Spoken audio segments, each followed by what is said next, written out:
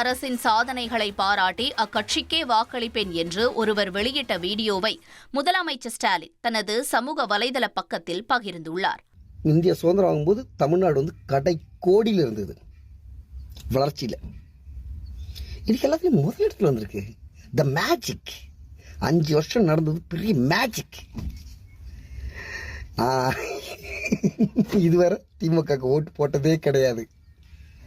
First time ஓட்டு போட போற திமுகவுக்கு.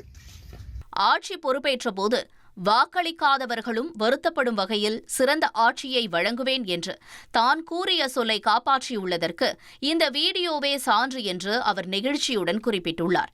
மேலும் நாம் ஒற்றுமையாக இருக்கும் வரை இந்த சாதனை பயணம் தொடரும் என்றும் தமிழ்நாடு தொடர்ந்து வளர்ச்சி பாதையில் நடைபோடும் என்றும் முதலமைச்சர் அந்த பதிவில் தெரிவித்துள்ளார்.